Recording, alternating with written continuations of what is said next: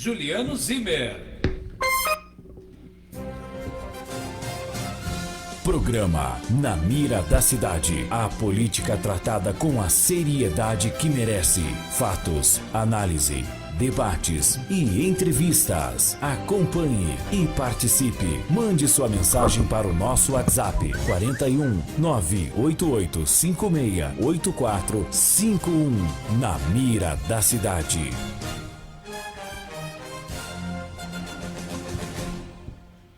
Juliano Zimmer.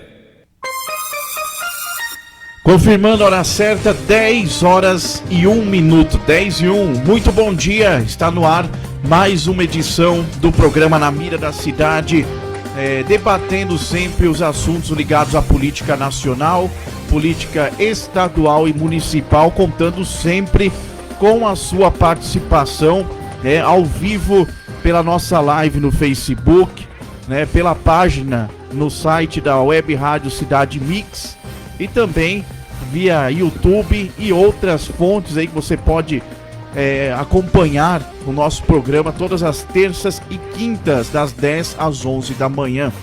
Hoje é 21 de julho de 2020, em uma data como hoje, no ano de 1964, há 56 anos, o Ministério da Guerra havia convocado o ex-presidente João Goulart e vários dos seus ex-assessores a depor em um inquérito que apurava irregularidades do governo.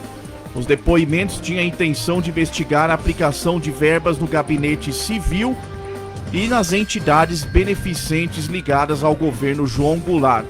Quando os militares assumiram o poder, fizeram uma investigação por meio do Ministério da Guerra para saber um pouco mais a respeito de algumas irregularidades comprovadas no governo João Goulart, o presidente anterior ao regime militar.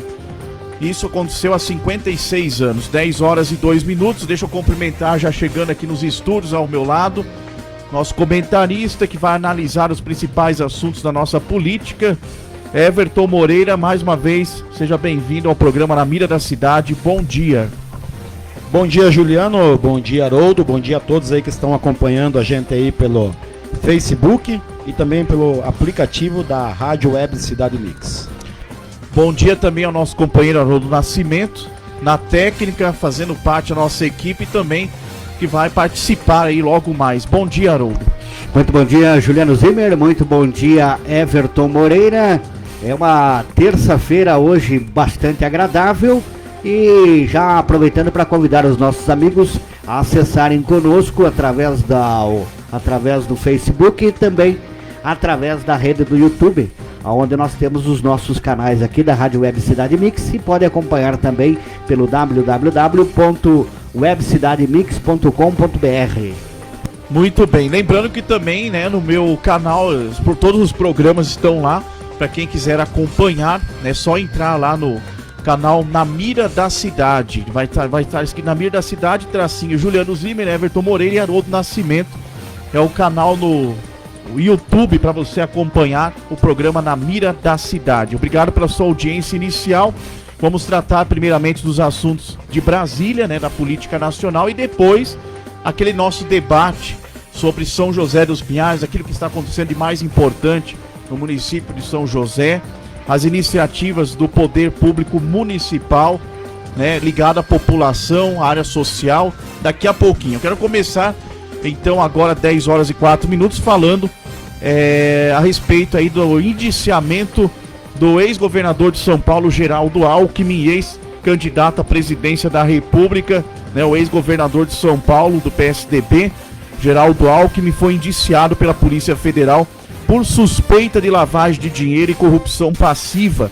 Mais um PSDBista acusado, indiciado pela Polícia Federal. Nós temos aí na semana passada o indiciamento do José Serra, outro tucano também que foi pego em flagrante pela Polícia Federal, e agora o Geraldo Alckmin. A acusação foi feita com base na delação de 3 ex-executivos da Odebrecht. Um deles, inclusive, afirmou que fez pagamentos ilícitos a Geraldo Alckmin em troca de favores em obras do Rodoanel, metrô e saneamento da cidade de São Paulo, enquanto mesmo era governador do estado. Então essa é a sina do eleitor brasileiro, que acaba aí votando, né, em candidatos à presidência da República, votou em várias eleições, nesses que foram ex-candidatos à presidência da República e acabaram se decepcionando. Né? A decepção com relação às escolhas dos candidatos. Everton Moreira, eu começo com você então, a sua análise, né? Mais um tucano caindo nas garras da Polícia Federal. Isso prova que o Sérgio Moro estava escondendo, né, toda a turma do PSDB embaixo da manga, não estava investigando. Foi só ele sair do comando da Operação Lava Jato que começaram a cair do céu as condenações dos tucanos. O que você tem a dizer sobre mais essa acusação da Polícia Federal? Bom, Juliano, a gente vê que no Brasil, até hoje, a corrupção é instituída, né? A gente não tem mais para onde olhar e não ver essa corrupção. Até então a gente não tinha chegado ainda no berço do PSDB. Hoje a gente vê que os tucanos também estão todos envolvidos aí, pelo menos as pessoas que são da velha política e os grandes políticos do Brasil estão envolvidos, né, em corrupção e em atos aí ilícitos também, né? Não é só o PT. Na verdade, eu acho que se fizer um arrastão mesmo, Juliano, eu acho que não sobra um lá, né? Eu acho que todos aí têm essa, por um momento de sua vida, se corromperam, né? A gente vê pessoas, como a gente viu aqui, né, famílias tradicionais aqui no Paraná, por exemplo, a família Richa, né, que era uma família tradicional na política, se perderam também e hoje estão envolvidos até o pescoço em corrupção. E isso no âmbito nacional, a gente vê que todos os políticos hoje, nenhum quase, tem essa carta branca, né, com a mão limpa, né. Então a gente se decepciona porque eu mesmo votei várias vezes no PSDB, não sou partidário, mas votei em candidatos, votei no Serra, não votei no Alckmin, mas votei no Serra, votei no Fernando Henrique, e sempre esperando que fosse uma diferença, né, para o nosso Brasil. Até porque, na verdade, aí, o melhor presidente que o Brasil teve depois da redemocratização foi o Fernando Henrique, né? Ele que colocou essa estabilidade financeira no Brasil, ele trouxe todos esses benefícios que hoje a gente tem aí, que falam que foi do PT, foi o Fernando Henrique que trouxe, né? O Bolsa Família, que hoje é Bolsa Família, já existia. Na época do Fernando Henrique, a nossa saúde, setor de saúde, o Ministério da Saúde era um ministério atuante, inclusive com o próprio Serra, que tinha credibilidade para aquilo. Ele quebrou as patentes, né, dos remédios ali do coquetel para combate à AIDS. Ele trouxe o genérico para o Brasil, né? Ele trouxe a questão de ter os laboratórios que fizessem aqueles remédios que hoje custam caro, que tivessem acesso à população com preços menores. Então, com relação à política mesmo, assim, do executivo, foi feito muita coisa pelo PSDB. Mas a gente tem visto também que, além do PT, o PSDB também se envolveu em vários problemas aí com relação à corrupção. E isso vai aparecer muito mais, né, Juliano? Eu acho que a gente teve uma mudança no país aí com relação à política, que essa direita, né, essa extrema direita que hoje a gente tem no Brasil, que já foi a extrema esquerda, hoje é a extrema direita, veio como renovação, e a gente tem visto aí que de renovação não tem nada. E eu não me admiro se no futuro a gente não vê essas pessoas que entraram aí na onda do Bolsonaro, como a gente já tem visto, né, que estejam envolvidas também em corrupção, em atos aí de improbidade, e que mais gente aí vai parar atrás das grades. 10:09, então é o seguinte, gente, resumindo aqui, o resumo da ópera, né? Primeiro, um ex-presidente foi condenado e preso no caso do Lula. Então a população votou num homem que foi presidiário no processo da Lava Jato.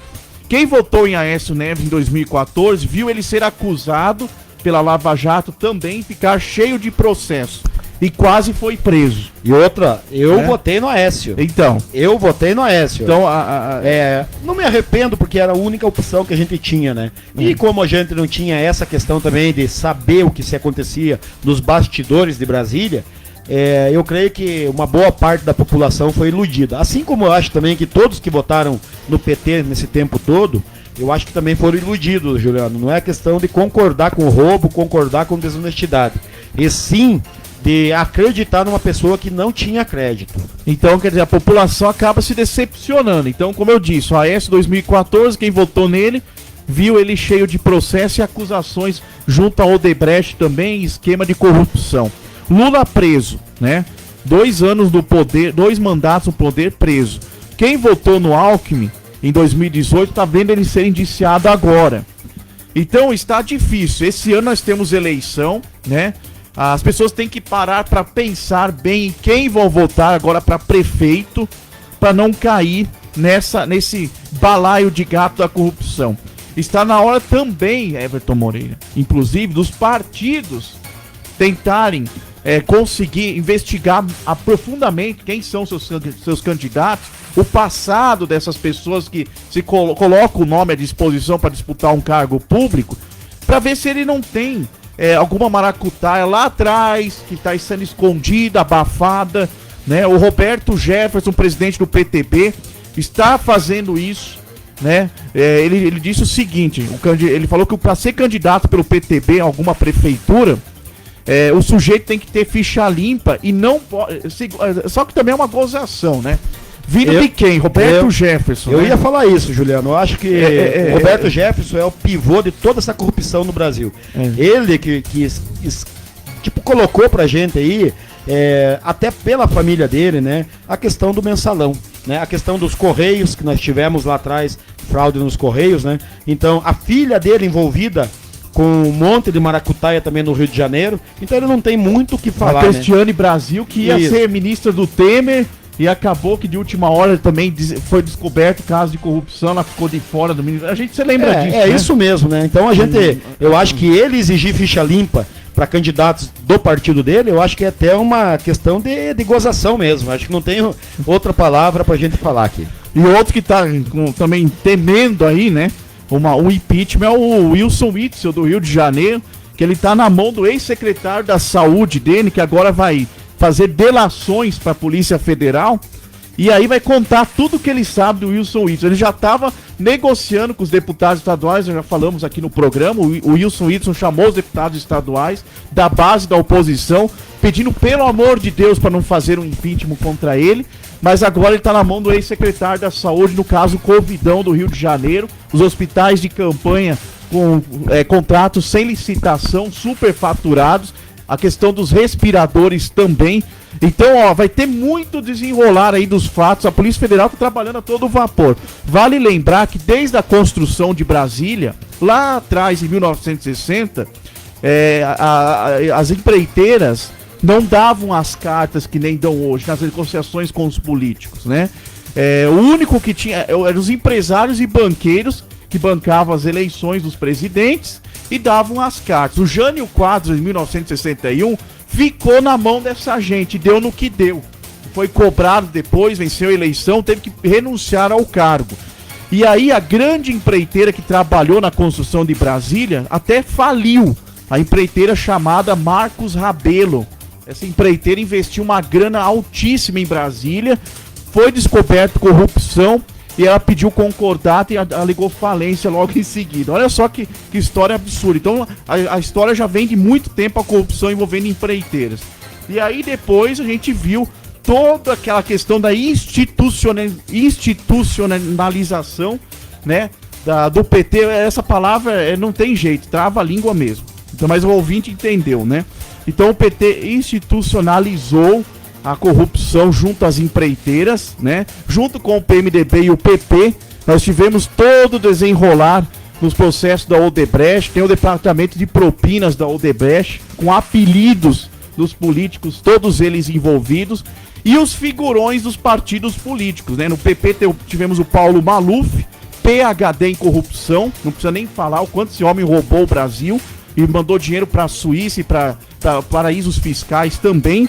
Né, tivemos aí também o Severino Cavalcante do PP, outro figurão que foi presidente da Câmara, e ele até insistiu com a Dilma Rousseff, na época ela era ministra de Minas e Energias em 2005, e o Severino falou assim: eu quero colocar meu afilhado como diretor de exploração da Petrobras. Ele pressionou a Dilma Rousseff, eu me lembro disso. E ele acabou falecendo semana passada, né? Faleceu há pouco tempo, pediu renúncia ao cargo de presidente da Câmara por causa da corrupção.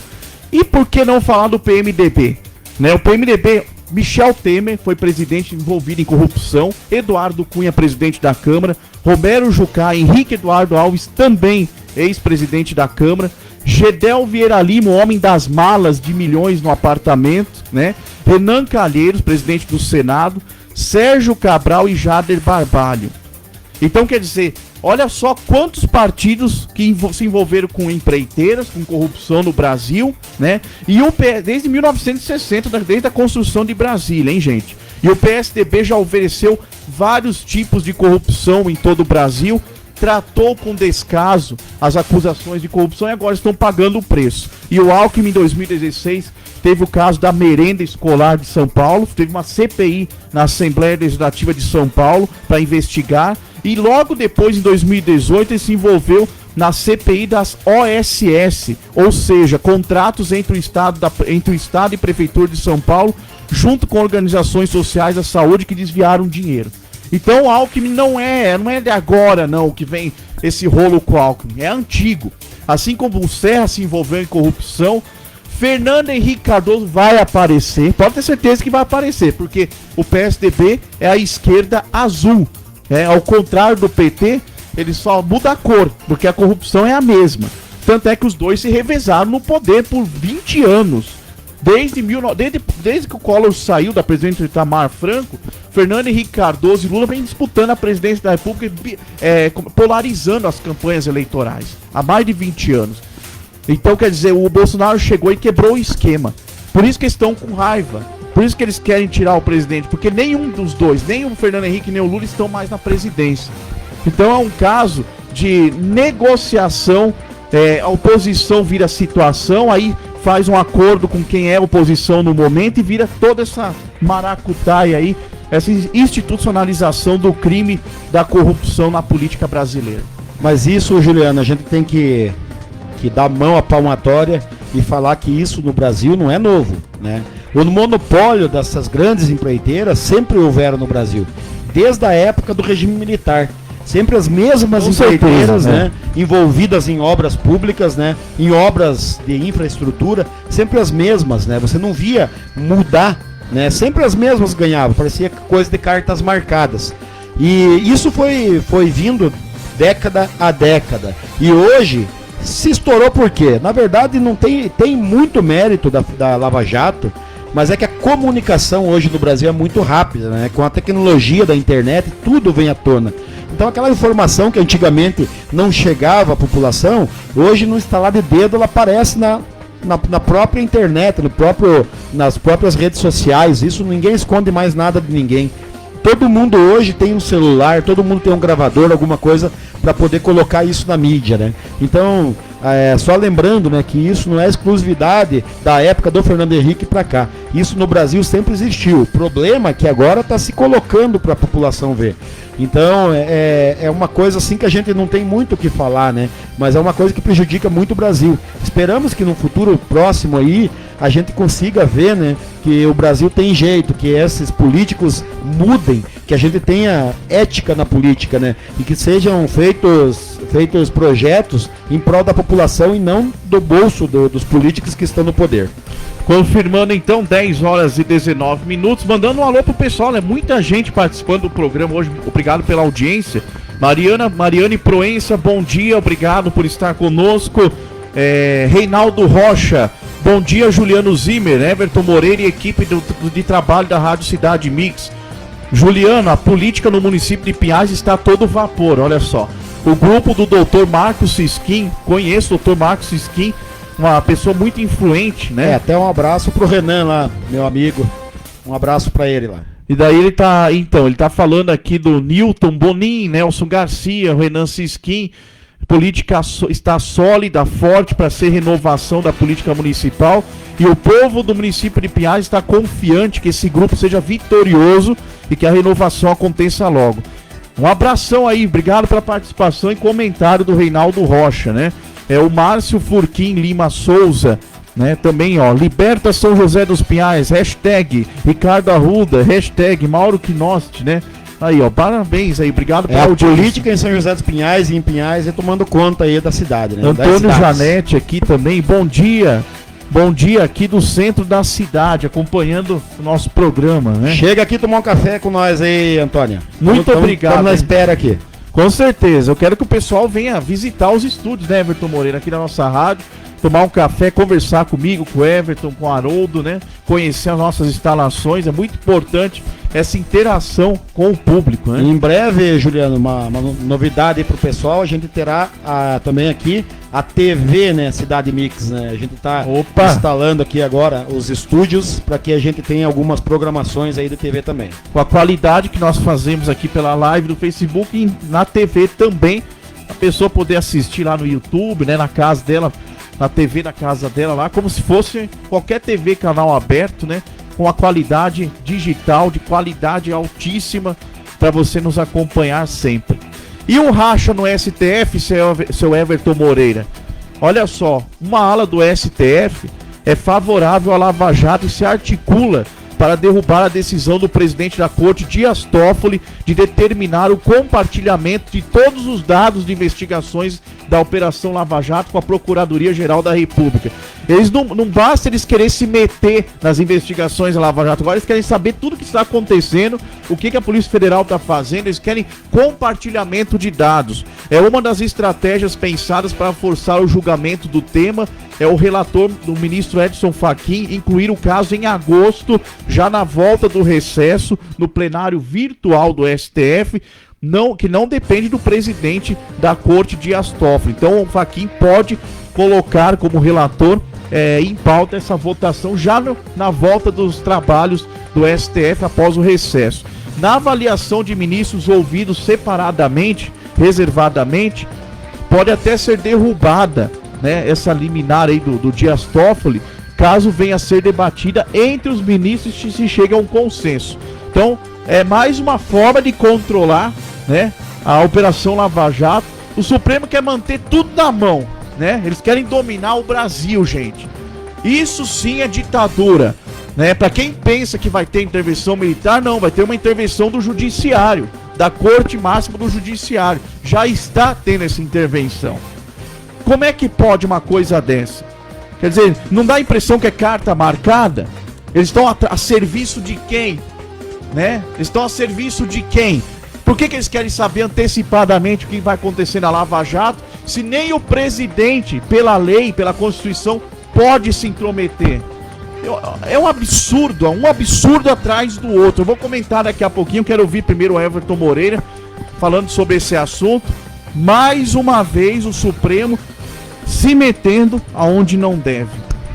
Isso é recorrente aqui no programa, né, Juliano? A gente falar sobre essa intromissão, né, do STF em todos os poderes. Não é só no executivo, mas também no legislativo. Eles acham que eles podem legislar, investigar, eles podem executar também algumas coisas no Brasil, coisa que eles não podem, né? E a gente não vê uma solução para isso, porque quem deveria tomar providência contra isso seria o Senado, até no nome aí do presidente, né, o Alcolumbre. Mas pelo que a gente tem visto aí, parece que eles estão bem alinhados também com tudo quanto é situação. Inclusive, agora em agosto, parece que a gente tem rumores de notícias, né, de que o Alcolumbre vai propor uma reeleição para ele, porque ele não entende de que o Senado tenha que agir com a mesma cartilha da Câmara, né, e ele vai jogar isso pro STF. E eu aposto com qualquer um aqui que vai ser aprovado pelo STF uma liberação de carta branca para a reeleição do Alcolumbre, coisa que é inconstitucional.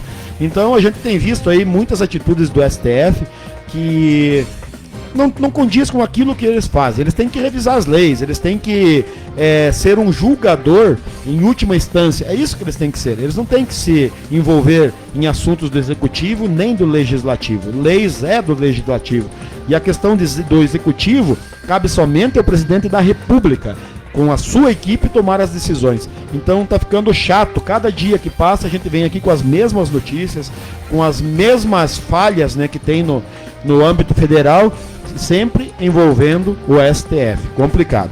10h25, isso me faz lembrar essa questão do Davi Alcolumbre, me faz lembrar o Fernando Henrique Cardoso, né, que votou a favor da reeleição para a presidência da República. Foi ele o autor da proposta, né, que foi aprovada, porque ele queria se reeleger por mais um mandato, né, terminando o primeiro mandato dele, né, em 1998, ele queria a reeleição, queria continuar na presidência e forçou a barra no Congresso Nacional para ser aprovada a reeleição presidencial e tá aí até hoje. O que aconteceu com o PT? Ficou 13 anos no poder, só serviu para roubar a população, mais nada, e muitos presidentes e governadores também, que ficam mais de um mandato no cargo, tá comprovado que a partir do segundo mandato já não fazem mais nada.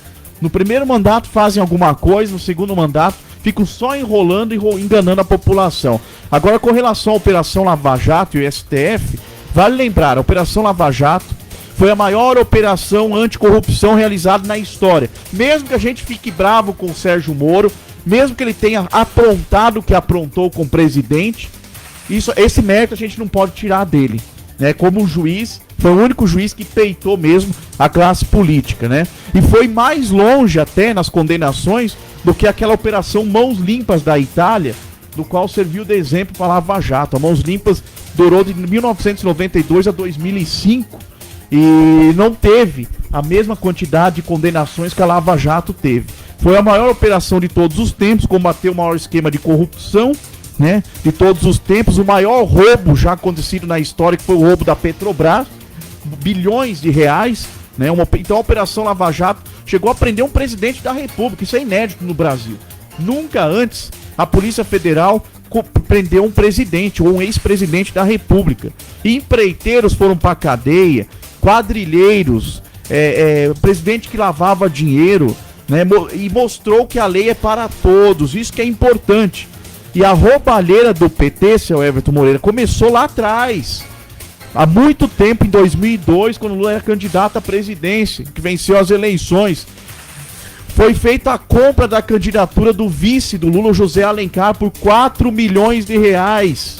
Na época, né? Na época, os partidos envolvidos, preço cobrado, inclusive pelo PR, na época, antigamente. Eu tô falando de antigamente, tô falando do PR de agora.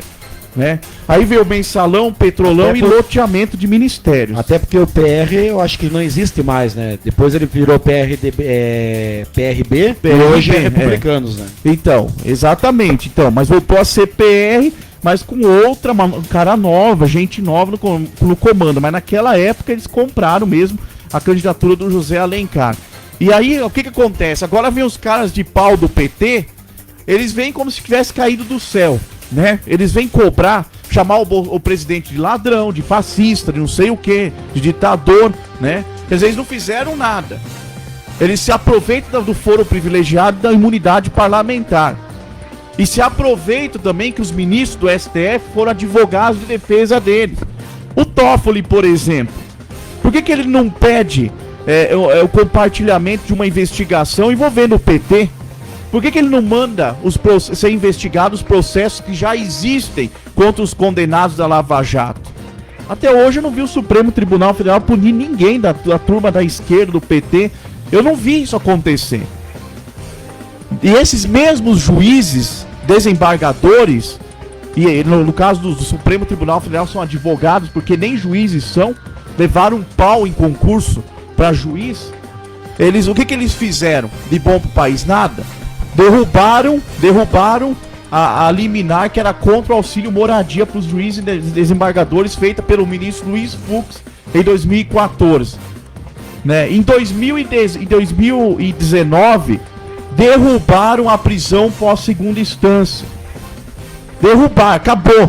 Soltaram o Lula, acabou a prisão em segunda instância. Justamente para aqueles que estavam metendo a mão no bolso do contribuinte. E para piorar a situação, né? Agora querem compartilhamento de dados da Lava Jato. Olha só, em 2 anos, quanta burrada que esses ministros fizeram, né? Não quiseram abrir mão do auxílio moradia, acabaram com a prisão pós-segunda instância, condenação pós-segunda instância, e agora, né? E agora querem isso daí, compartilhar dados da Lava Jato. É o fim da picada. O presidente Bolsonaro disse o seguinte, ó, uma frase, eu acho interessante o jeito que ele falou. Ele disse o seguinte: o meu mandato, o voto que eu recebi vale até 2022. Então, querem tirar o presidente, tirem nas eleições de 2022. Pronto, aí vai ser uma disputa limpa e justa. Acredito que o Bolsonaro tem uma grande chance de se reeleger pela falta de candidatos competentes que a gente tem no Brasil hoje, não pela sua competência em si. Porque o Bolsonaro hoje, se a gente for ver o governo do Bolsonaro, ele tem muitas falhas, né? Porém, a gente tem visto que as falhas que ele tem é no intuito de acertar. Então a gente tem visto esse trabalho diferenciado, que não é aquele trabalho voltado somente para o populismo, e sim com as coisas que tem que ser feitas efetivamente para a melhoria da qualidade de vida das pessoas, né? Com relação ao Sérgio Moro, que você falou, eu classifico em duas situações, Juliano, a situação do Sérgio Moro. Primeiramente, como juiz, eu acho que ele é um cara exemplar. Eu não vejo essa qualificação que você coloca para ele, que ele não investigou, né, a questão do PSDB, até porque não houve tempo hábil, porque o PT errou tanto que não tinha como sair do PT para ir para o PSDB. Então, algumas caras aí do PSDB andaram sendo investigados na época, mas é claro que quando você tem muito subsídio para investigar um setor, você acaba se enterrando naquele processo e aquilo você consome o teu tempo, consome o tempo da estrutura da Polícia Federal, do Ministério Público e também dos juízes, né? Que na verdade é do âmbito federal, né? Então eu vejo ele como um exemplo de juiz e sempre vai ser, na minha opinião, respeito toda a tua opinião, mas na minha opinião, foi um dos melhores juízes que eu vi atuar no Brasil. Até porque ele começou, como você falou, ele começou a levar os poderosos para a cadeia. Ele levou todos aqueles poderosos que eram intocável, né? Ele começou esse processo e hoje a gente vê que ninguém mais tem garantia de não ir preso. Errou, vai um dia ou outro vai preso, né? Como ministro também, eu acho que ele foi excelente ministro. Eu acho que quando ele pôde trabalhar, ele fez um trabalho legal. Eu acho que a equipe dele era técnica, uma equipe boa. Porém, teve os entraves porque o Congresso não deixou ele trabalhar mais, né? A hora que ele teve uma divergência, daí sim, daí eu critico ele, uma divergência política com relação ao presidente, aí sim, aí eu qualifico ele como irresponsável, uma pessoa que não teve o crédito que precisaria. Talvez ele poderia ser até o nosso novo presidente, mas ele não soube construir dessa maneira. Eu acho que ele tinha que, se ele tivesse desalinhado os pensamentos dele, as atitudes dele, os projetos dele com o presidente, era simples, saísse na boa, fizesse um trabalho de juiz, ele não poderia mais, porque ele pediu exoneração, mas ele poderia muito bem advogar, ele poderia muito bem palestrar, e não precisava ele ter saído da forma que ele saiu. Aí sim, o cidadão político Sérgio Moro é passível de crítica. Mas com relação à questão profissional dele, eu não coloco em xeque nada.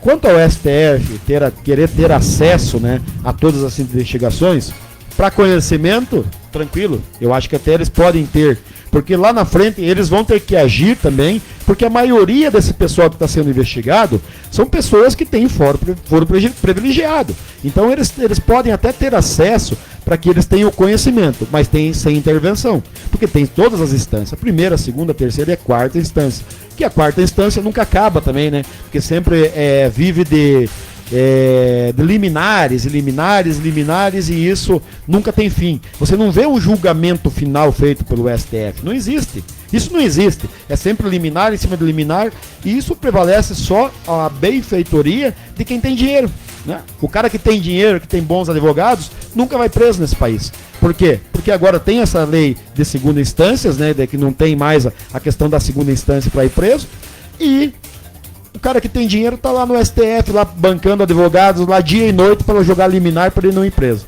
Então é um absurdo isso que acontece no Brasil, mas isso eu acho que tem que passar pelo Congresso. O Congresso revisar as nossas leis são arcaicas, né? E a gente precisa modificar isso no Brasil. Mas eu acho que isso a gente é uma utopia, não é do dia para a noite que vai resolver. E muito menos a renovação, porque se a gente renovar lá, a gente renovou quase 40% da Câmara, né?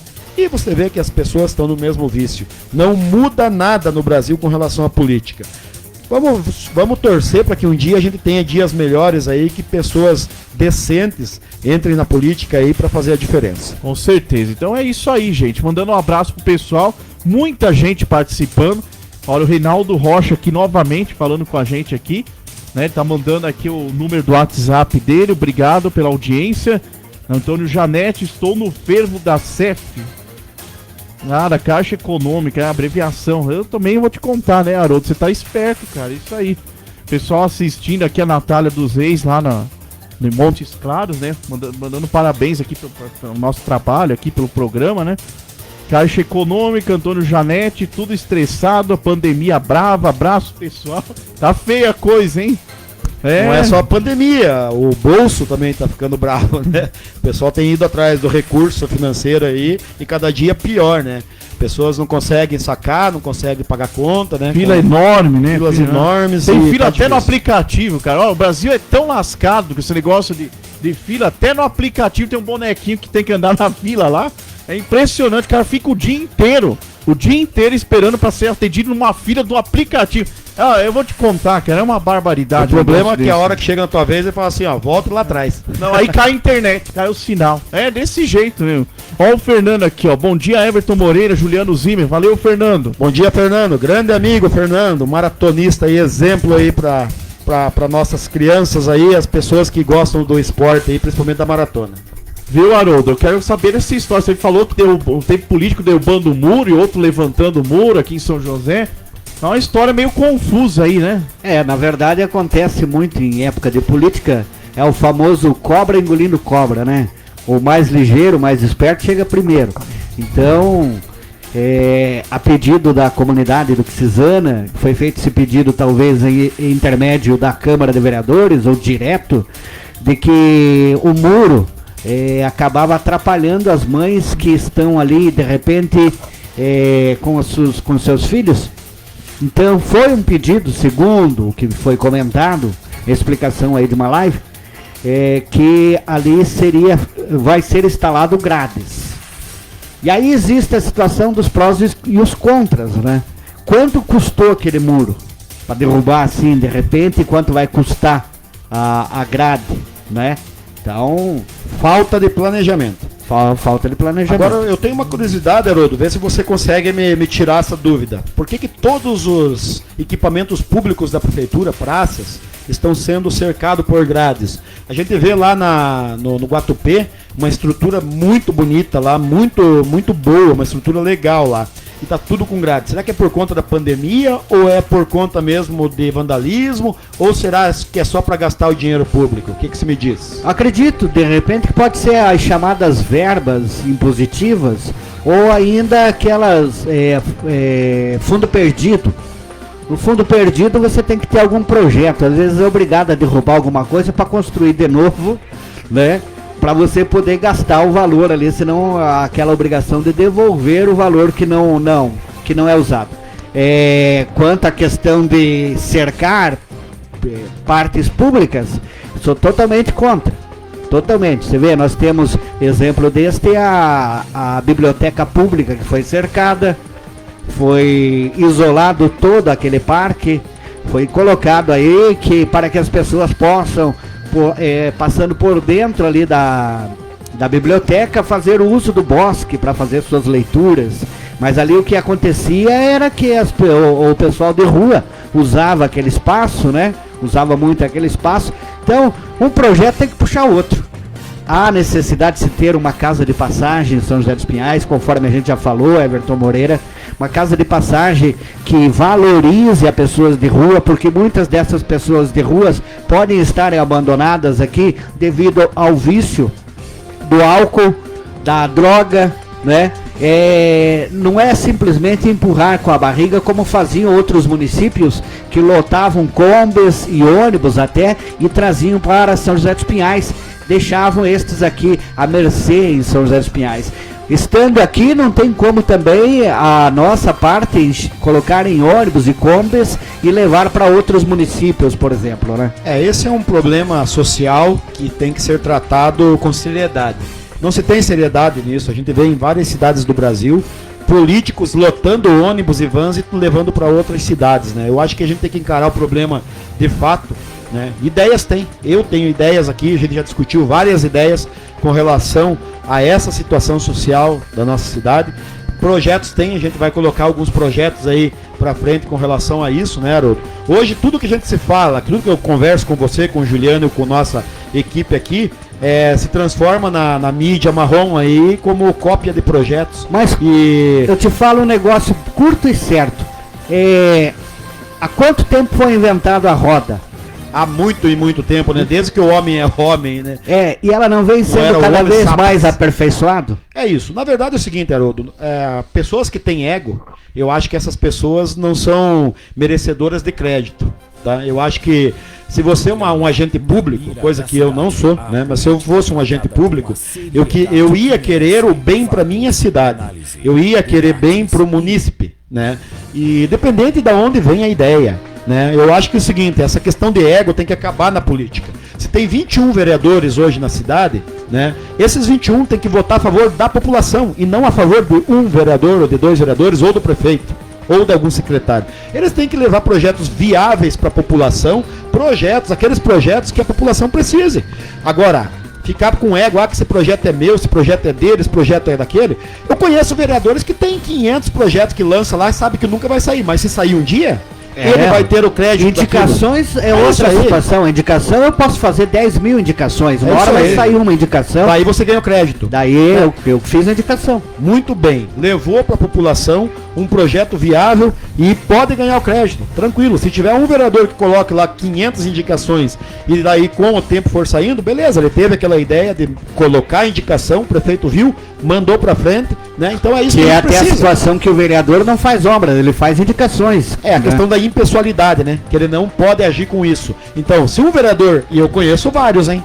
Se um vereador chegar e falar assim, essa obra é minha, mentira, ele indica uma obra pela aquela verba que ele tem impositiva para a prefeitura fazer. Ele só indica a obra. Quem coloca a verba, quem empenha a verba para a obra é o poder executivo. Ele não tem esse poder, né? Ele pode indicar a obra, ele pode alinhar com o prefeito, até inclusive, que um projeto dele seja executado com aquela verba dele impositiva. Agora, ele falar que a obra é dele, isso não procede.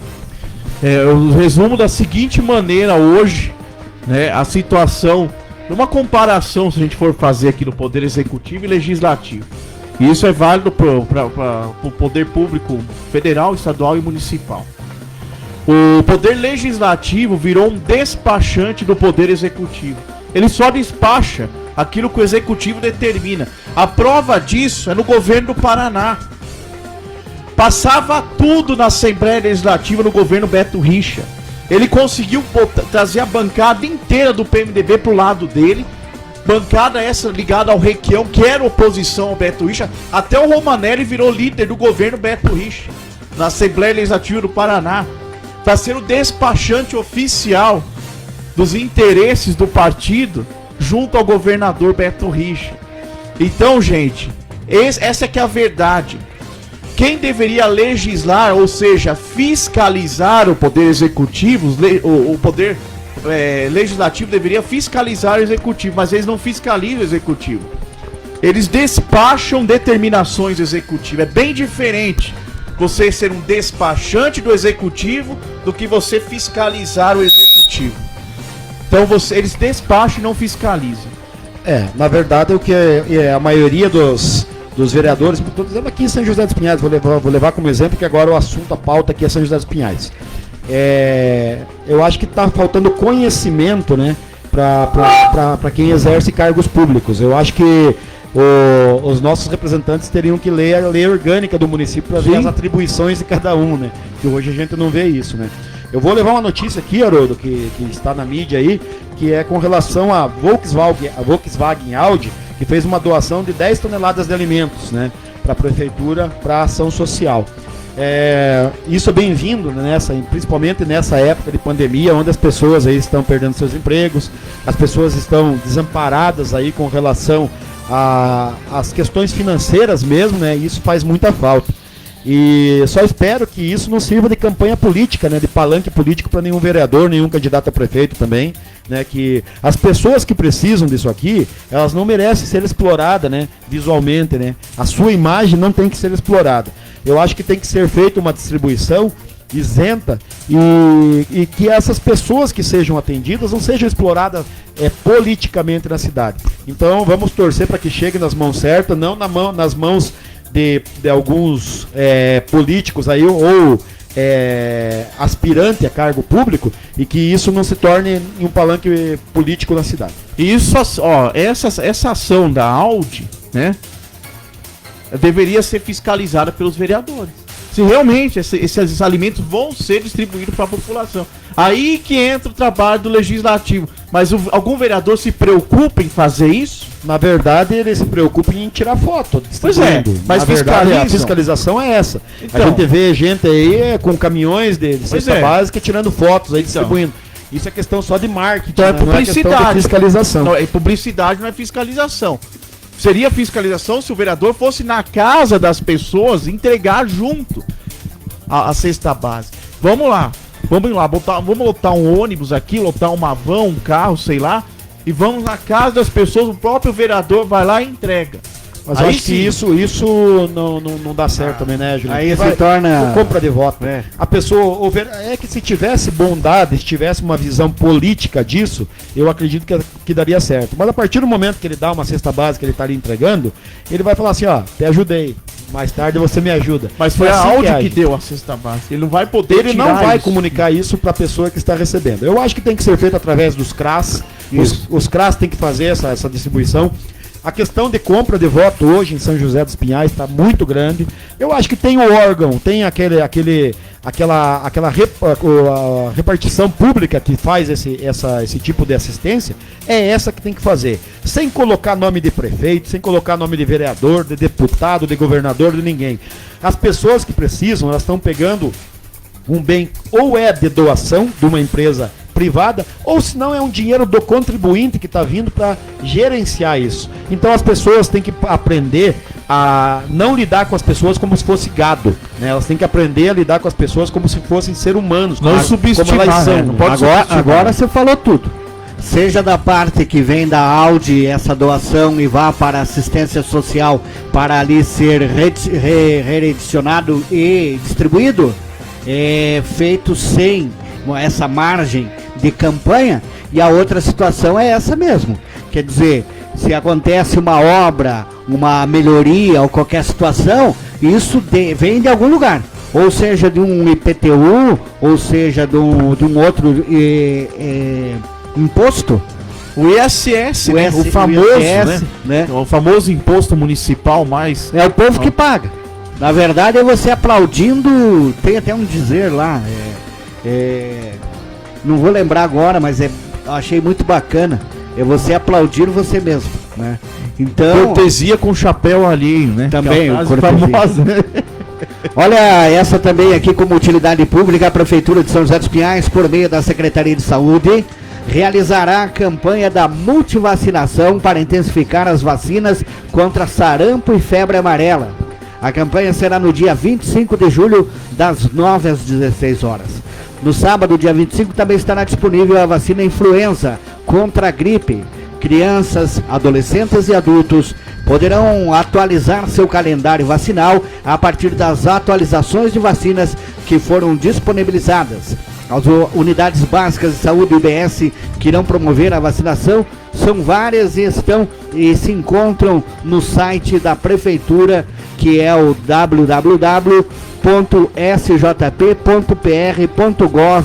www.sjp.pr.gov.br. Ali você tem toda a lista dos locais que vão estar recebendo.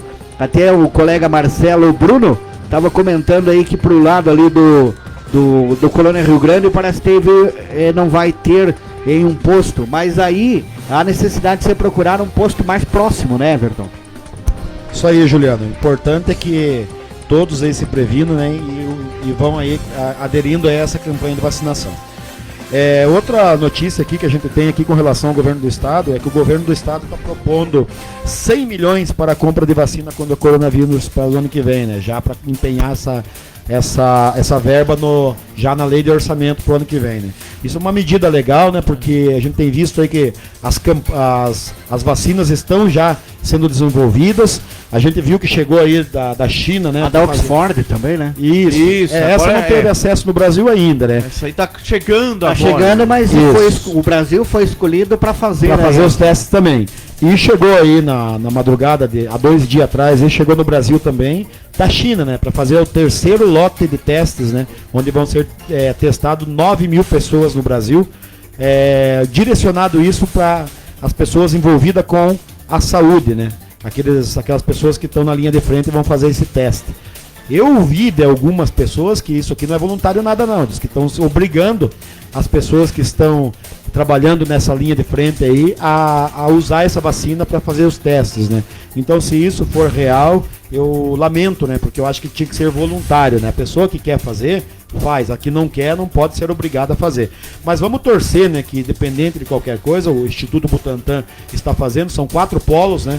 Um é em São Paulo, Butantan, aqui no Paraná não sei qual é o instituto, no Rio Grande do Sul, e tem uma acho que no Espírito Santo, se não me engano, que é o outro laboratório que vai desenvolver esses testes e futuramente também, se der certo, tudo der certo, vão desenvolver, vão estar fabricando essa vacina. Não tem alguma coisa a ver com Oswaldo Cruz, alguma coisa assim? Não. Lá em São Paulo vai ser o Butantan. Não, eu digo aqui no Paraná. Não, Oswaldo Cruz não tem no Paraná, em São Paulo. Em São Paulo? Uhum. Então aqui no Paraná eu não sei qual o laboratório. Pode ser até o LACEN aqui, né? Que a gente tem aqui em São José dos Pinhais, né? Que eu acho que é o laboratório central do estado, pode ser que seja feito até aqui, né? De São José dos Pinhais mesmo. Eu vou me informar no próximo programa, a gente traz essa informação. Uma boa notícia do governador, e ele que disse ontem, deu uma entrevista e falou que não está descartado o lockdown ainda. O pessoal tem que continuar aí tomando as medidas preventivas de isolamento social, os cuidados necessários, porque estamos no vermelho, né? Na faixa vermelha, entrando na faixa vermelha no Paraná, os casos aumentando, né? Os leitos da UTI restridíssimos, né? Pouquíssimos leitos em alguns hospitais, o Hospital do Trabalhador tem alguns leitos, a Santa Casa, e são poucos, o Evangélico tem alguns, mas o pessoal tem que realmente tomar cuidado, porque dependendo de quem for, né, contaminado com a doença, estiver no grupo de risco, vai precisar de um leito na UTI. E aí não vai ter esse leito disponível, a pessoa vai morrer esperando uma vaga no leito da UTI. Então tem que tomar cuidado mesmo, o governador tá certo, né? O problema, Juliano, que a questão do Covid tá servindo como pressão política, né? Por exemplo, ontem, não sei se você viu em Curitiba, os donos da academia se amarraram lá à frente da prefeitura para poder pressionar o prefeito, e o prefeito liberou, né? Então é complicado. Eu sei que todo mundo precisa trabalhar, mas tem que ser feita uma coisa mais organizada, uma coisa mais eficiente no combate, né? Agora, pressão política, porque o político hoje eu vejo que ele fica assim, ó. Pressiona para fechar, a população pressiona para fechar, porque tá tendo muitos casos, ele vai lá e fecha. Daqui a pouco vem os empresários, pressionam para abrir, ele vai lá e abre. E fica nessa gangorra. Não tem atitude efetiva entre o meio termo de liberar a abertura de tudo e trazer também para a população a informação e também a fiscalização de como ela deve agir com relação ao coronavírus, né? Então a gente tem que torcer aí para que venha essa vacina rápido, o mais rápido possível, porque se nós dependermos dos nossos políticos aí, nós estamos fadados ao caos. E anda eleição pra piorar, né? Olha, os prefeitos não querem se queimar, né? Total de casos positivos do Covid em São José dos Pinhais é 1.088 casos positivos. Pacientes recuperados foram 858, então tem que fazer 1.088, Everton, menos 858, né? Difícil de fazer conta, sim. 858 menos 1.088. Temos cerca de 200 casos ainda. 200 ainda. Pouco mais de 200. Em isolamento domiciliar temos 128 pessoas isoladas em casa. Em internamento hospitalar temos 39 e ontem 63 óbitos, com óbito parece no Jardim Aviação, ainda para ser apurado, né? 39 internamentos, né? Sendo que a gente só tem 20 leitos, né? Eu acredito que deve ter também na Nova Clínicas alguns pacientes internados também, ou alguns também que são de São José em Curitiba, né? A UPA do Afonso Pena tem uma semi-UTI. Esse do Covid também tem, o Hospital São José. Então não sei como está sendo. Na verdade, só está liberado mesmo o Hospital São José e o Nova Clínicas aqui. Pelo que eu saiba, a UPA não está atendendo caso de Covid. Tem um centro, eu estive lá, tem um centro de isolamento. Quando a pessoa chega com suspeita, ela fica naquele centro. Uma triagem, né? É uma triagem só. Como é feito também lá na central do Covid. Eu acho que não tem leitos lá de UTI. Não podemos até se informar, mas eu acho que lá não tem. Mas o que tem acontecido, Haroldo, aqui em São José, é que tem vindo também pacientes de outras cidades sendo tratados aqui. Né? A gente já tem poucos leitos, né? E a gente Mas devido ao consórcio também, Isso. assim, quando apura aqui, vai é para encaminhado Curitiba, daqui para Curitiba. Para Curitiba, Campo Largo, para outras cidades da região metropolitana também, né? Então, por isso que eu digo que aqui a gente só tem 20 leitos, né? E provavelmente deve ter muita gente em outras cidades internadas aqui de São José dos Pinhais. O rodízio do convênio, do consórcio. A central de do leitos, consórcio. né? Para você ter uma ideia, a região das praias, que é chamado a área litorânea do litoral, tem ali pessoal de Matinhos, pessoal de Guaratuba, pessoal Morretes, né? e Morretes, Antonina, fazem uso de São José dos Pinhais por causa do consórcio. Também Agudos do Sul, pelo que sei, né? Pelo que me foi informado. Então existem muitas... Até Rio Negro tem pacientes que atendem aqui, na divisa lá com Mafra. Que são atendidos em São José dos Pinhais. São atendidos em São José dos Pinhais também. E São José dos Pinhais é atendido em outros também, como Rocio, como... Tem mais outros Santa lá. Casa, como Evangélico. O Evangélico está lotado, a gente tem notícias lá de pessoas que trabalham lá. No Evangélico lá eles têm 5 UTIs lá que estão atendendo o Covid, né? E é por escala, mais grave, menos grave, e assim vai indo, né? E a coisa lá tá terrível também. Não chega a ter 10 vagas hoje. Isso em Curitiba. Em Curitiba, em todos os hospitais, não chega a ter 10 vagas disponíveis nos leitos de UTI. Em Curitiba Menos de eles 10 estão com vagas. 95% na última vez Quase que eu vi. máxima capacidade. A capacidade de UTI, né? Eu vi que lá em Londrina o governo liberou mais 50 leitos, né? Desses 50, 28 são UTI, né? E o restante é tudo quartos normais, né? Para recuperação. É bem fácil de resumir também, que não podemos, nesta parte também, jogar toda a responsabilidade, seja para o governo estadual, municipal, federal, quanto também a nossa responsabilidade. Nós estamos enfrentando uma situação hoje, Everton, que é a situação, por exemplo, foram colocadas estas cabines de desinfecção, porém muitas pessoas comentam que isso não resolve de nada e que existem indicações até de que sejam retiradas essas cabines porque causam um mal maior para a população. Então, a população hoje ela está igual bolinha de ping-pong, é batida de um canto, batida do outro, batida daqui, não sabe o que faz, não sabe. Até hoje a gente sabe das prevenções e para se prevenir, o uso da máscara. Não é só o uso da máscara, precisa usar também alguma espécie de viseira ou óculos para que você também possa se proteger, porque para você conduzir o vírus para o teu organismo não é só através da boca e o nariz, como é também através dos olhos, né? Haroldo, o que falta na verdade aqui em São José dos Pinhais é uma política de informação correta, né? Tirar fotos colocando uma cabine dessas num terminal na Rua 15, isso não é propaganda que a prefeitura tem que fazer, isso aí é marketing, é outra coisa. O que a gente sente falta aqui em São José dos Pinhais é de levar informação para as pessoas no que elas precisam saber. É isso que eu falo para você, que a questão de mídia em São José dos Pinhais, na minha opinião pessoal, é muito mal gerenciada. A população não é informada sobre as demandas da prefeitura em si. A gente já conversou sobre isso aqui com relação até inclusive ao centro de castração que tem lá na borda do campo, que é excelente, nunca ninguém colocou isso em nenhum meio de comunicação da prefeitura. Custa a pessoa que fabricou essas cabines, a empresa responsável, vir e dar uma aula, fazer um vídeo institucional ensinando, explicando palestras, a efetividade, né? Não digo nem palestra, mas um vídeo institucional colocando ali na página da prefeitura ou nesses blogs que recebem tanto dinheiro da prefeitura. Eu fui lá e apanhei porque quando aquele dia que a gente foi lá no Covid da Rui Barbosa, simplesmente a gente entrou e então houve aspersão, né? Aquela névoa que vem fazendo aspersão. Então, eu já fiz uso uma vez que foi lá no Covid da Rui Barbosa. Quando cheguei ali na cabine do lado do museu, vou fazer uma live aqui e vou direto, né? Entrando, ela não teve nenhuma manifestação. Quer dizer, não houve um acionamento de qualquer coisa.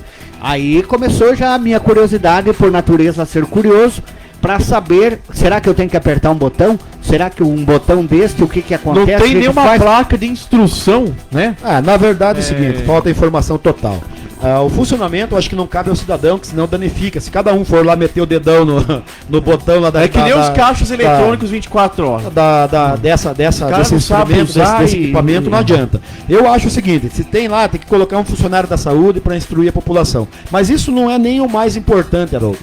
O importante é que o prefeito tenha comprado essas cabines e que ela tenha efetividade, que não seja somente para mostrar que está fazendo alguma coisa.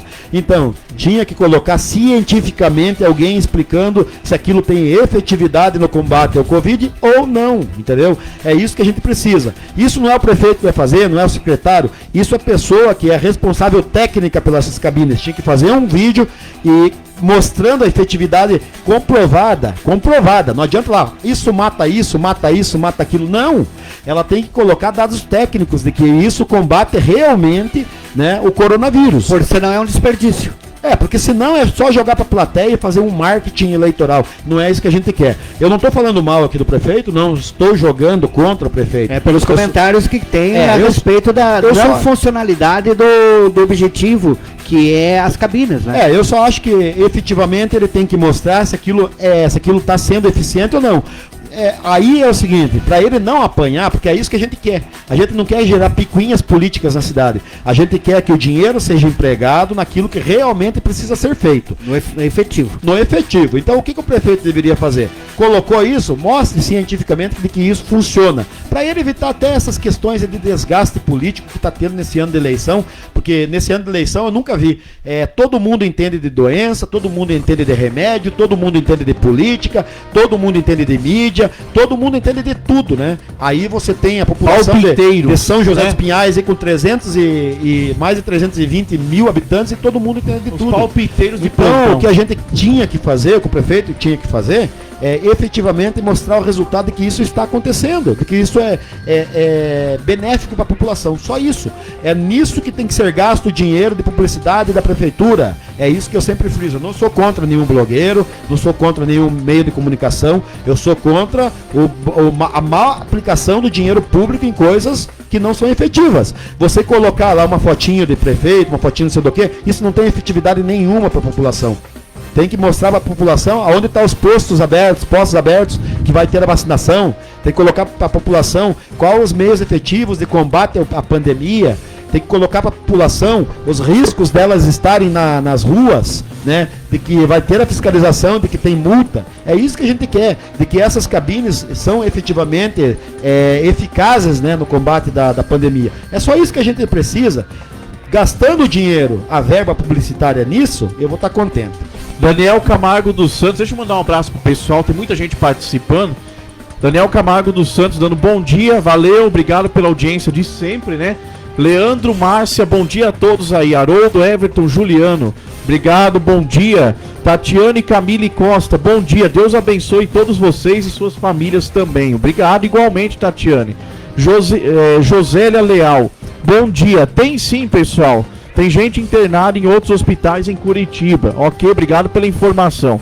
Uma conscientização, ainda diz ela, Josélia Leal, uma conscientização sobre o vírus e forma de uso de equipamentos para a prevenção do vírus é necessário. Concordo. É bem isso que a gente estava discutindo agora, Juliano, porque aquilo que a gente sempre coloca aqui, né, Haroldo? A gente não é contra as atitudes do gasto do dinheiro público. A gente é contra a atitude da má aplicação do dinheiro público, né? É isso que a gente sempre bate aqui, né?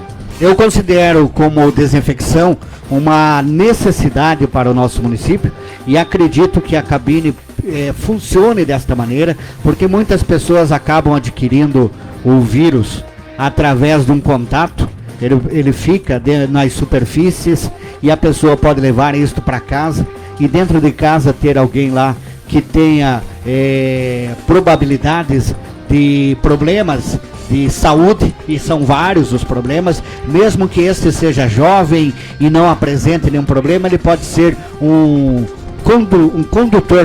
condutor do vírus para a própria casa. Então eu acredito que esta cabine, ela tem que realmente, igual você falou, alguém tem que dar um termo técnico. Até porque é o seguinte, a população pode falar aquilo ali é só água. O que vai combater né? Qual que é o produto que está sendo utilizado? Esse produto é eficaz? Então é isso que a gente espera da prefeitura, que ela faça esse vídeo, que vá dar instrução para a população, colocar e falar para a população passar ali dentro, a população vai passar. É claro que ela vai se sentir até protegida com aquilo, mas muita gente vai usar isso como que não é eficaz, sem ter conhecimento. O palpiteiro, igual disse o Juliano aqui, o palpiteiro de plantão. Então, para o prefeito evitar esse desgaste político, esse desgaste que nós não precisamos nessa época, ele poderia muito bem, não só com as cabines, mas com tudo que está sendo feito na cidade com relação a essa pandemia, porque todo mundo está falando que ele está utilizando isso como arma eleitoral, né? Então ele tem que pegar e dar essa satisfação para a população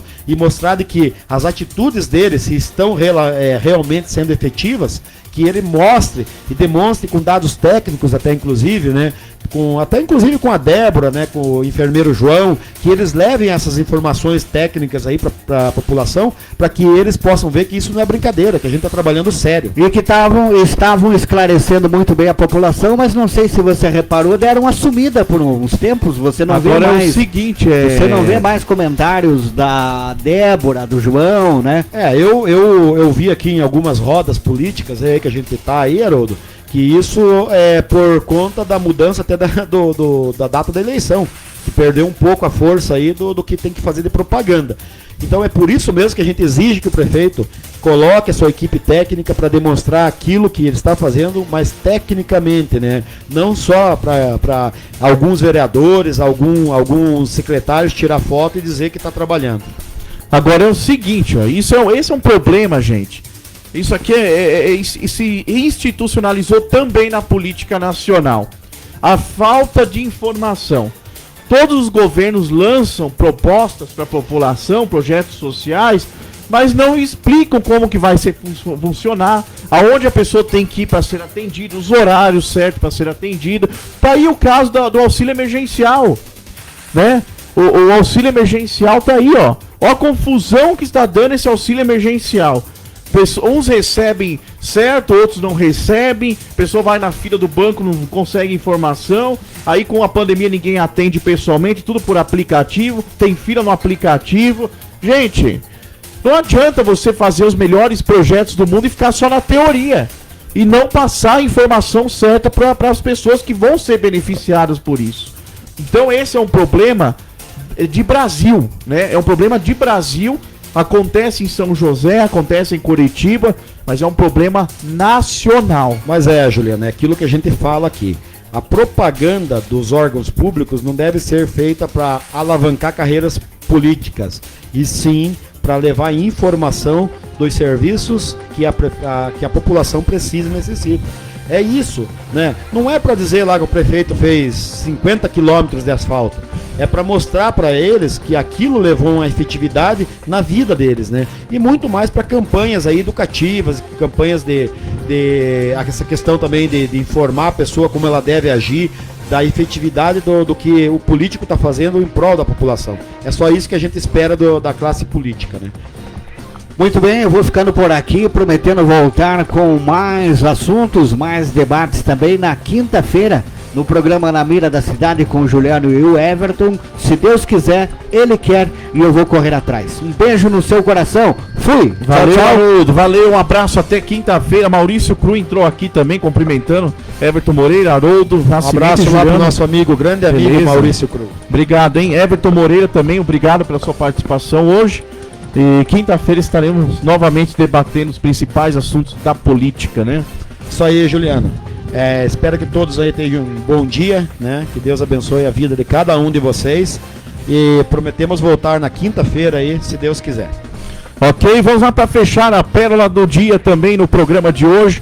Olha só, gente. Mais uma vez a fofocaiada lá no Congresso Nacional. A fala é o seguinte: mais 1.300 vidas perdidas por causa da Covid-19. Já são quase 75 mil vítimas de uma política genocida, de um presidente perverso, que invoca falsamente o nome de Deus. Um homem que pratica o mal e propaga o ódio. Que Deus dê força às famílias das vítimas nesse momento tão difícil. Declarações da deputada federal do PT Fluminense, Benedita da Silva, ex-governadora do Rio. Ela tuitou lá acusando o presidente, né? Ela disse o seguinte: ela não esclareceu, na verdade, né, se Bolsonaro é culpado apenas pelos óbitos atribuídos à pandemia no Brasil ou se ele também é responsável pelas mortes acontecidas no mundo inteiro pelo Covid-19. Faltou explicação, hein, Benedita da Silva? E ela também esqueceu de lembrar a população de quando ela foi governadora do Rio de Janeiro, ela fez trocas de acusações publicamente com o seu antecessor Antony Garotinho, e logo depois o Tribunal de Contas do Estado do Rio de Janeiro reprovou as contas da Benedita da Silva no exercício do mandato em 2002 por haver inúmeros rombos nas contas públicas. Quer dizer que isso daí a senhora não vai mais se manifestar e não vai falar nada para a população do Rio de Janeiro que a elegeu deputada federal. Então, só para lembrar a população, né? Um abraço a todos, até quinta-feira com mais uma edição do programa Na Mira da Cidade. Tenham um ótimo dia a todos, obrigado pela audiência.